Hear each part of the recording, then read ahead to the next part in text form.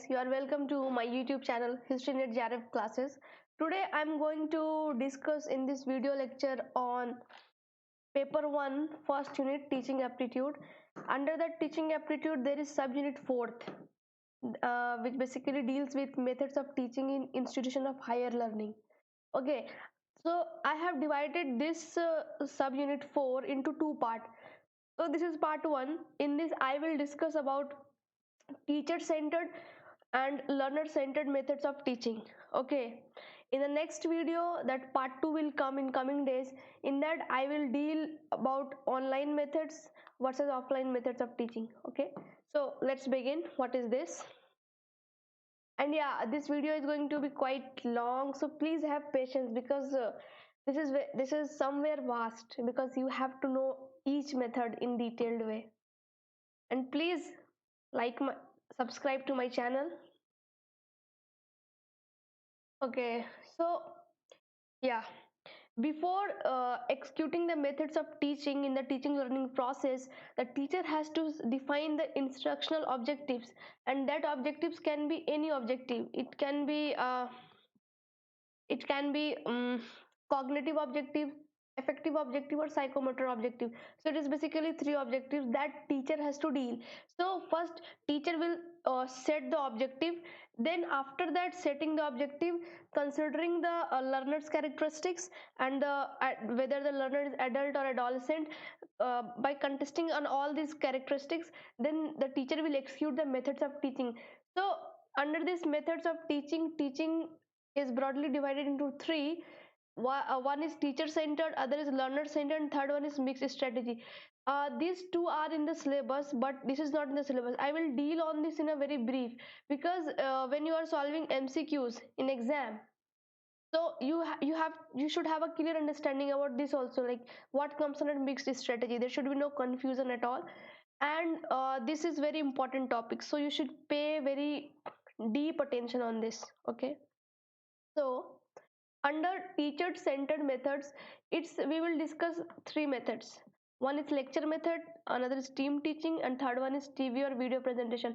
All these entails large group methods. Okay, audience is huge, so these methods are applied in that audience. Next is learner centered. For this the audience is very small and it is individualized method. Okay, it includes these 10. This is the vast one that I was talking about. First is tutorial, assignments, project work, case study, programmed instruction, CAL, computer assisted learning, interactive video, open learning, PSI, personalized system of instruction, and the last, heuristic method. So this is very important. It's all about learner, so you should know this. Oh, okay, then let's begin. So what is lecture method and what are the factors that affect it? There are basically three factors affect the lecture method, that is abbreviated as PPE. First is preparation, you have to prepare what you are going to deliver. Then the art of presentation, how you are presenting in front of learner or audience. And then finally the evaluation. Why evaluation? Because you have to know whether the set objective is met or not. You have to measure it, to what extent whatever the objective was of teaching learning process, is it met or not. It is basically for large audience where there is a scarce of teaching resources, and where there is shortage of time resources. When this is the situation, so under these two situations this method is very very much suitable. It can be one way or two way. Okay, one way is basically lecturer is delivering the lecture and audience is listening to it. So, and the two way is that there is a dialogue, a kind of discussion can be there. So this one way or two way depends on the lecturer, because if there is a very huge crowd, number of learner is very high, so in that scenario two way communication is not possible very much. Like two three people can have that dialogue. So it depends on the lecturer whether that person wants to have a one way method or two way method to carry it forward. It stimulates further learning because of the constraint in time. The lecturer will try to give you the concept. So if a learner is interested, then that learner will try to go for further reading. That learner will try to know more. Okay, It is not suitable for developing mental skills. Under mental skills, it comes like psychomotor skills and then affective and all, because it is not suitable because there is not a focused attention. It is not for one individualized person. It is like it's a general method, like in same pace you are lecturing, you don't know the learners differences, you don't know the learner variation. I have discussed about learners characteristics and all in my previous video, so you should go and check it out there. So what I mean here is that when say for example there are 10 learners, and in a lecture method there can be around 60 learners, okay, in a class.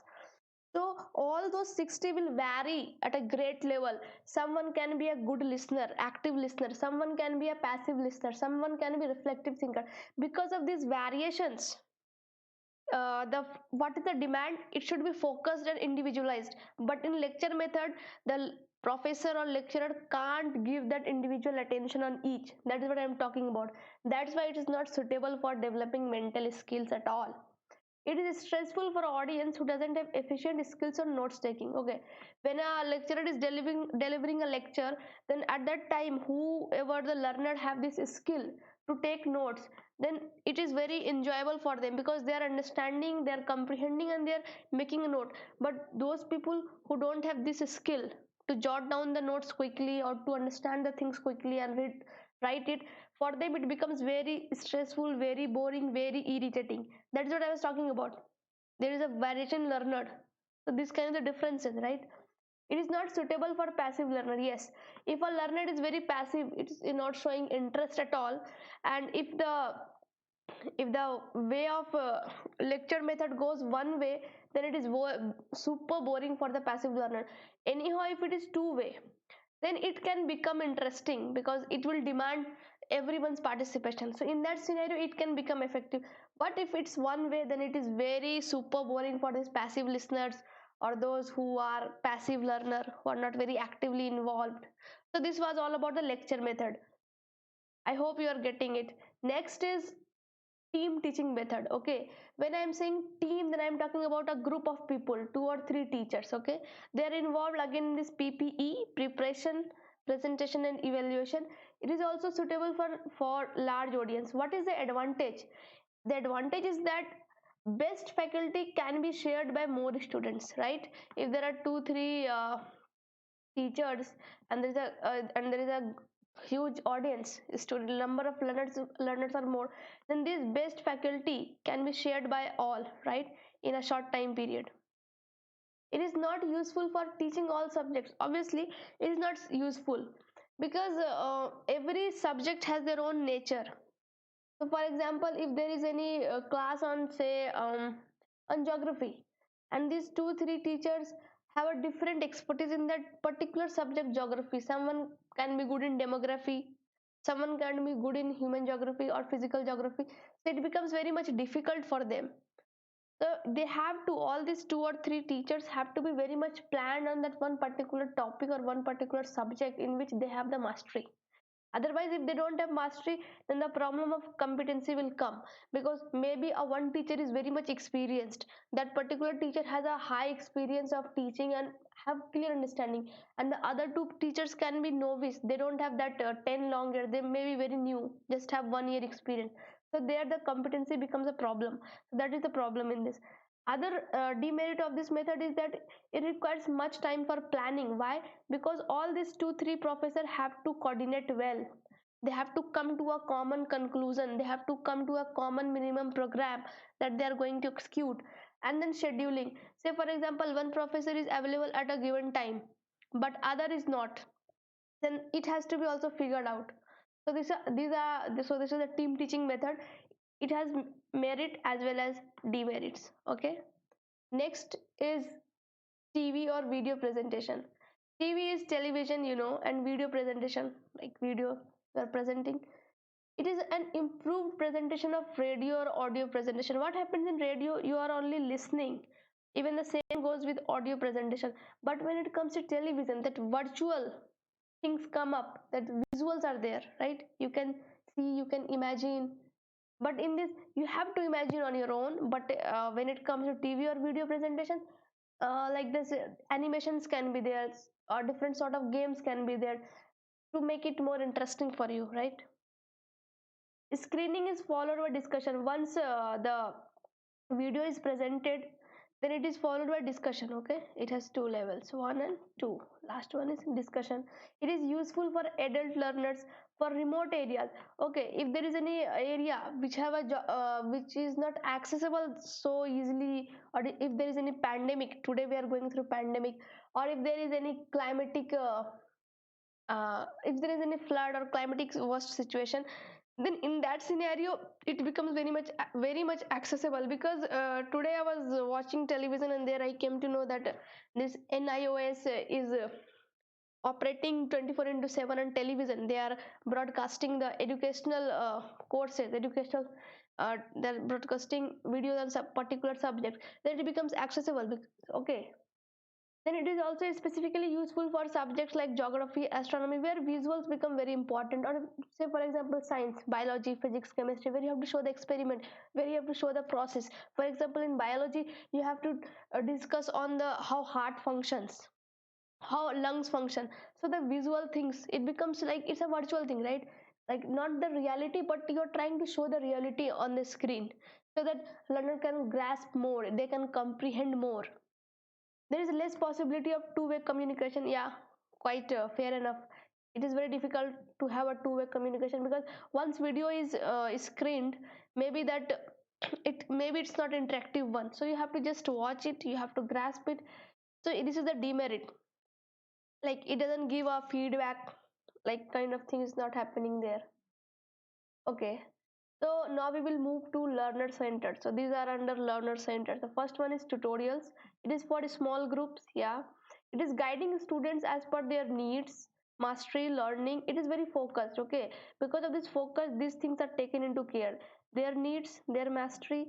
uh, then it helps them more to comprehend any concept, any principles, and their presentation. Because of focused attention, teacher is able to know what is the demand of learner, so they can execute that teaching method in that way. It is helpful in developing skills, right? How? Because of focused attention, if someone is lacking in mathematics or physics problems, so they can have a focused attention, the teacher can pay personalized attention, and they can help them in solving numerical problems, or to have a better comprehending power. Because if there is a large audience, it is not possible. You need a you take tuitions, right? It is very popular in India. Like after school hours, students rush for the tuition class. Why? Because that is very much personalized. That tutorial is according to their need, it is framed according to their need.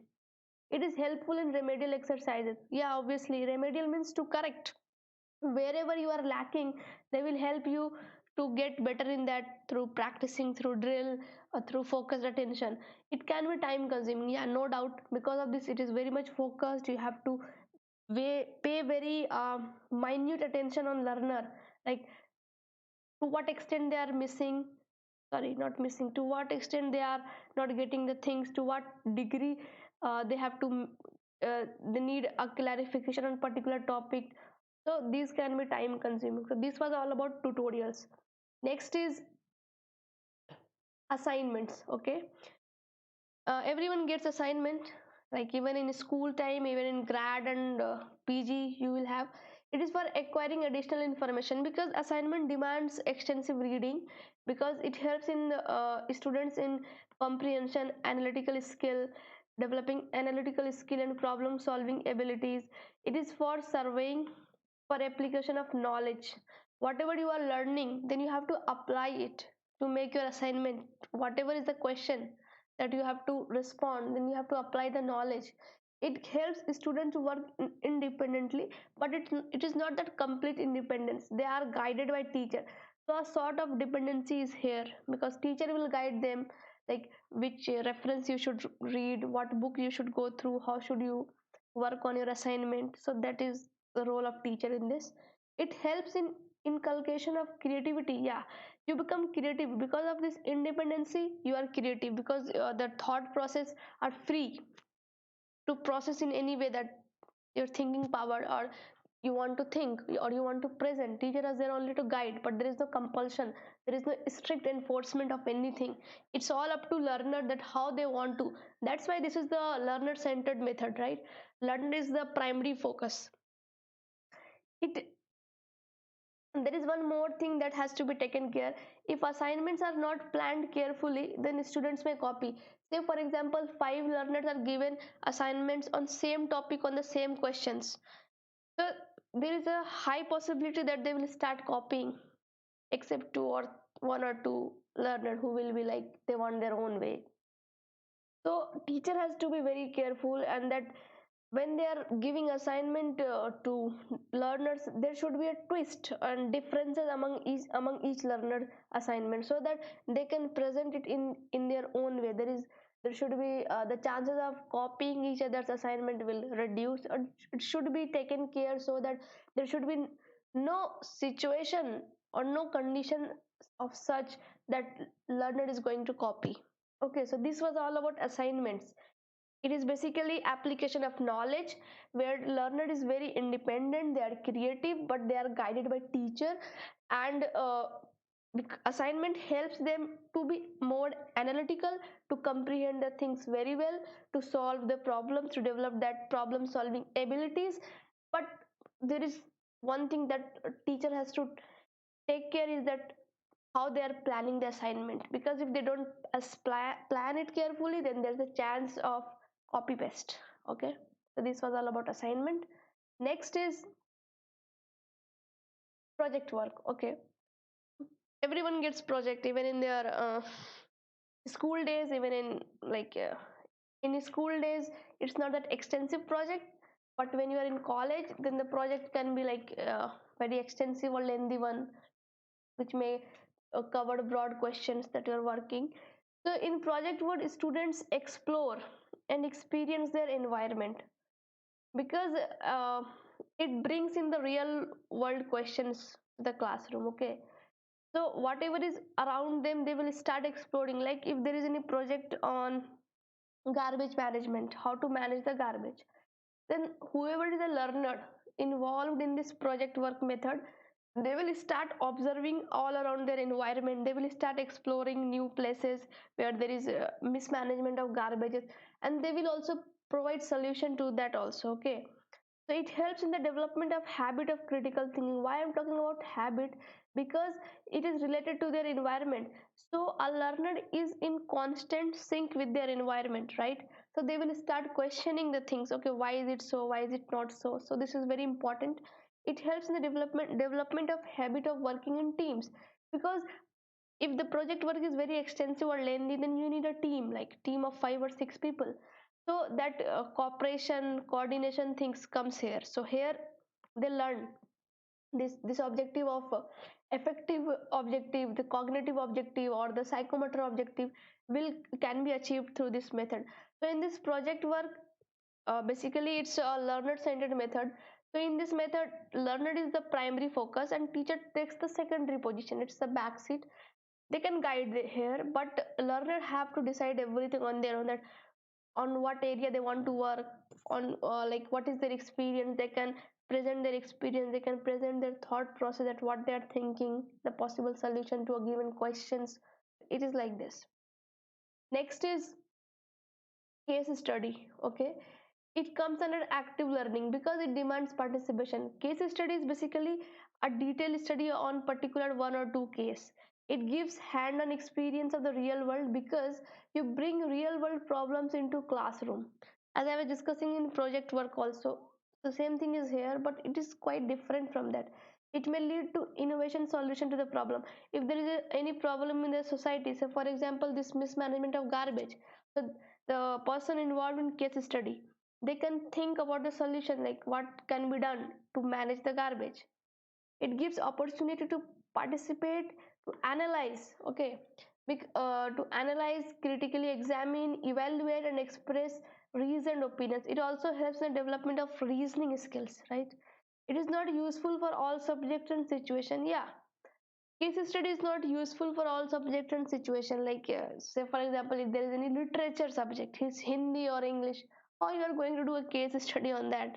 at school level. It's not possible. If you're in grad or somewhere, then also I don't think it's that possible in the language, but still something can be done. So this is like it was all about case study. Next is PI, programmed instruction. If it is programmed, that means it is highly structured, simple, logical sequence of self-paced with learning steps. So it is divided into steps, that how you are going to learn particular thing, and it is very much self-paced. Always remember one thing, when it comes to learner centered, okay, it is always self-paced. The learner has the control on their pace of learning. It gives regular feedback at each step, because at each step it will give feedback, then only you are going to move to the next step. So it is very much effective. It ensures active participation. Because of this regular feedback, the participation should be very active. It can be used for any subject, like any subject can be programmed, and can learner can learn them at their own pace. Learner motivation may get diminished after some time. Yeah, this is very you should know this, because when there is something very much programmed, and it is also feedback, regular feedback is there, so it's not that one way, it becomes two way somewhere. So but maybe after a time learner may get bored, or like they may lose interest. So that is the demerit of this programmed instruction. Remember this thing, okay? Regular feedback, it is very important. Maybe you have question on this. Next is CAL, computer assisted learning. Okay, it is also self-pacing because it is learner centered.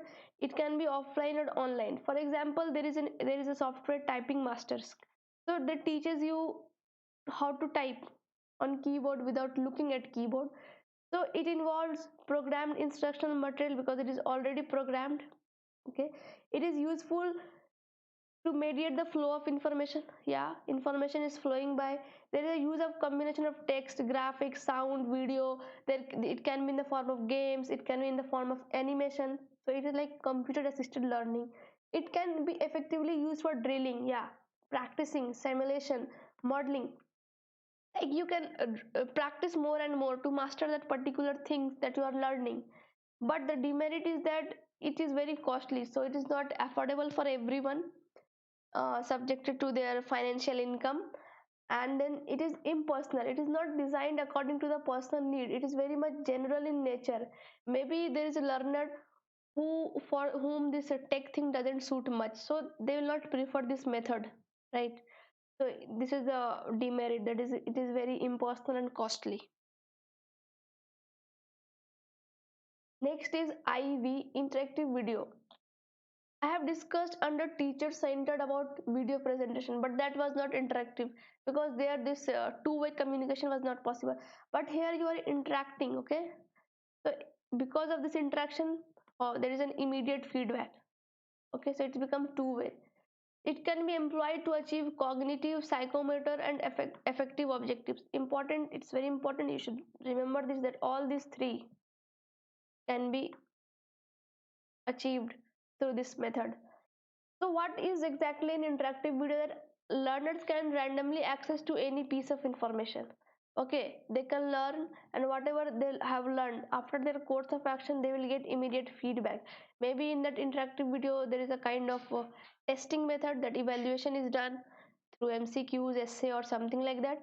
So they can have immediate feedback. Because of this immediate feedback, this active participation is demanded, and it helps in the cognitive. You know what is cognitive, psychomotor, and everything I have discussed in my previous videos, so please go there and check it out. You will have clear understanding, but I will explain you here in brief.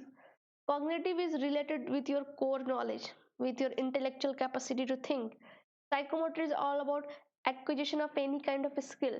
Affective is about uh, change in your lifestyle, motivation, attitudes. These things are covered under affective objectives. So this was all about interactive video. Okay, next is open learning. Like we have IGNU or in iOS. It is very flexible. It open access to learning resources of people, material, equipment, and accommodation. Regular class attendances are not necessary. Okay, restriction on admission is minimal or there is no restriction at all. It is so open that anyone can access. It is not suitable for achieving psychomotor and effective learning. Why is it so? Because there is no face-to-face interaction. It can help in achieving cognitive objective, but it is not suitable to achieve psychomotor or effective objective. It is not suitable for subjects of rapidly changing in nature. Why is it so? Because under open learning method, the materials are prepared, so it requires a lot of time to plan. So if, say for example, if there is any topic on this contemporary politics, after every 3 years this or after every 5 years, the political parties keep on changing, or at local levels like ward commissioner, or at this municipal level it's 3 years or 5 years. So in that scenario what happens, you can't change the you can't frame the learning objectives, or you can't frame the material again and again. So it is not suitable for the subjects of rapidly changing nature. Okay, so I hope you understood this, what is covered under open learning. It is flexible. Yeah, like anyone can access to it. Like there is no restriction, there is no kind of entrance exam that they have to filter out the best for this learning course. It is like basically under IGNOU. It is very popular in India also. Like it's very open. There is no need to attend the classes, but you will get the material on time. Your exams will be conducted, so it is like that. Next is PSI, personalized system of instruction. Okay, it was developed by Fred Keller. It's also known as Keller plan. It facilitates self-paced learning, but there is no classroom teaching at all. So what do students do? They utilize a classroom to clear their doubts for their individual test talking. They like, it's basically evaluation, like how you performed, or if there is any doubt that you want to clear with a teacher. So it is personalized. Why it is called personalized? Because it is very much focused with the need of learner. It is based on mastery learning, because when you start focusing on your doubt, or like you start being reflective, then you are mastering on that particular subject, or on that particular topic. It consists of 5 basic elements, and they are mastery learning, self-pacing, stress on written material, and proctors, and the final is lecture. What is proctor? Proctors are those students who are brighter compared to their fellow classmates in that group. So these brighter students are trained to supervise or guide these lower learners, so that these lower learners can also be brought at the same pace of learning. They can also be pushed to clear their doubts, to have a mastery over their learning. And the last one is lectures, that I have discussed before. What is under lecture method? Next is heuristic method, and this is the last method under learner centered method. It was advocated by Professor Armstrong. It is basically helps in the development of spirit of inquiry. How? Because students have to find out answer to her own problem by unaided effort. There is no one going to help you. Teacher can guide, but that is not that effective. So it develops students for their self inquiry. Okay, then they have to know how knowledge, they focus very much on how. There is not much focus on factual learning. Okay, so it makes them discoverer of knowledge. They have to discover knowledge, they have to know something new. So this was heuristic method. Next I will give a brief on mixed method, that is mixed strategy. GD, seminar, PD, panel discussion, brainstorming, project method, tutorials, case study. Remember these three. Okay, these three were also under learner centered methods, so don't get confused so much. Why it is because in these three, that teachers interference is also there, like they will guide, or maybe you can, assignment can also come under this. Okay, role play, simulation, and demonstration. So let's see what is there. It's very brief. GD is basically, you are given one topic, and there is a group of people, and they have to discuss on that particular topic. They have to communicate, they have to interact within that group around that topic. They have to look at each dimension. Seminar is a type of GD. Under this, discussion and analysis is done on a given topic. PD panel discussion is where a group of 6 to 8 person is there. They are given certain topic, so they will divide it, they will try to understand it from every angle, and it is a very guided and informal discussion before an audience doesn't participate, but at the end, if panelist desires, they can questions, like that thing can happen, but it is not that very much two-way things. 2 3 questions can be taken by the panelist and it can be addressed by them. Brainstorming, okay, it is a group members produce a large number of ideas quickly on a given topic. It is very spontaneous. You are given one topic, say for example environment, so whatever idea come to your head, you have to throw it, because under this method quantity is more important than quality. So what is the objective of this brainstorming? That you have to tap all the possible ideas of that particular topic. Later on you can work on that in your way. Role play, it's like it's a drama on stage, on literary or historical work. So how does it help? It helps to develop social decision making, problem solving, negotiating and manipulative skill. Why so?